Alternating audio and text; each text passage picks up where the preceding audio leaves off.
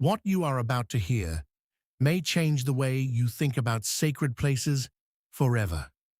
Deep in the heart of Nigeria, along the winding banks of the river Osun, lies a grove of ancient trees, lifeblood waters, and a spirit so powerful that people have worshipped her for over 7 centuries.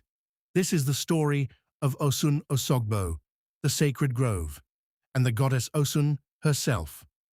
Stay with me, because this is real, this is ancient, this is spiritual history that survived time, conflict, and modern life. Long before Osogbo became the thriving city you see today, the land was dense forest and fertile soil. It was part of the ancient Yoruba homeland, where ancestors lived, hunted, gathered, and worshipped the spirits of nature. Among those spirits was Osun, the river goddess, the Orisa of beauty, love, fertility, and healing. Around the early years of human settlement in the region, a hunter named Olutimehin led a group of people through thick forests in search of fertile land. They traveled for weeks, guided by stars, songs, and intuition.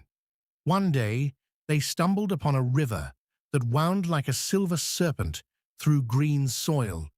They would later call it the Osun River. As the villagers set camp and began clearing land for farming, something unusual happened.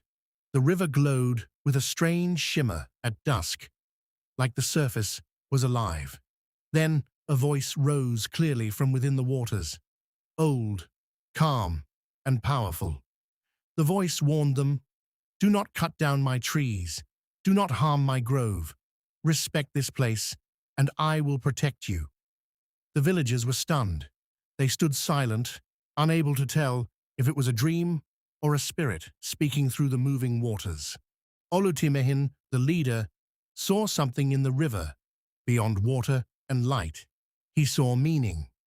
Instead of chopping trees and claiming the land, he ordered his people to stop and to honor this place as sacred ground. He bowed to the river and made a vow, a pact with the spirit. Word spread through the tribe that the river was special, perhaps even divine. More people came, not to clear the land, but to settle near the grove. Houses were built, crops planted, but always with reverence for the river and the forest. Legend says that as long as the people honored the river, Osun granted them fertility for crops and children alike. Women who struggled to conceive began to have children. Rain fell at the right time. Healing water flowed from hidden springs. Prosperity followed respect. Over time, this area became known as the Osun Osogbo Sacred Grove, a place unlike any other. Ancient trees, with sprawling limbs and entwined roots, claimed the earth. Shrines were built. Sacred herbs grew here and nowhere else. It was a living sanctuary, a natural cathedral shaped by belief itself. Back then, pilgrimages were simple. People brought food, fruits, kola nuts, and prayers. They sang songs to Osun, danced around the riverbanks, and thanked her for life. It was a deep cultural exchange, not just worship, but full participation in nature's power. Centuries later, the people of Osogbo formalized these traditions into what we now know as the Osun Festival, a celebration of gratitude, renewal, and spiritual awakening. This became an annual event, bringing people together in celebration of life and community. One of the most sacred figures during the festival is the Arugba, literally the calabash bearer, a young woman chosen for purity, grace, and respect. Her task, to carry a sacred calabash filled with offerings on her head, from the palace to the river.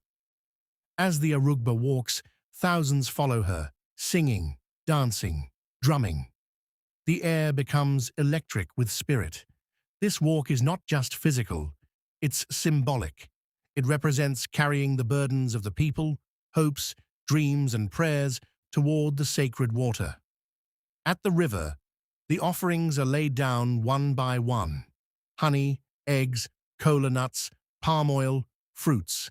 Each item carries a prayer for protection, prosperity, healing, fertility, and harmony. People believe that Osun sees their heart through these offerings. In the grove, many claim healing, physical and emotional. People say that if you listen carefully near certain trees, you hear a whisper, not wind, but spirit. Some who came sick returned strong. Some who came broken returned whole. Some trees in the sacred grove are believed to be centuries old, so ancient that their trunks are wider than a man's body. Their roots interlock like guardian arms. Locals say if you place your hand on these trees, you can feel life itself pulsating. In modern times, people from around the world began to hear about Osun Osogbo. Tourists, adventurers, spiritual seekers all came to witness the festival, learn tradition, and walk among the ancient trees. Some came skeptics, but left believers in the grove's energy.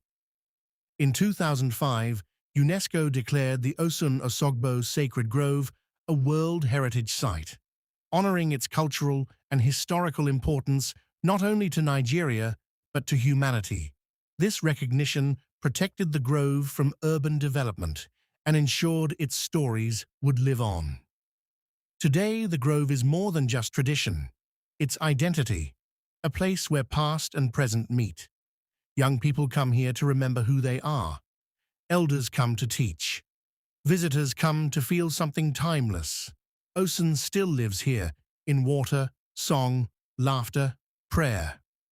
So what makes Osun Osogbo sacred? It isn't only belief, it's continuity. It's culture preserved. It's a pact between humans and spirit that lasted centuries. When you walk by the river today, the trees whisper stories older than most nations.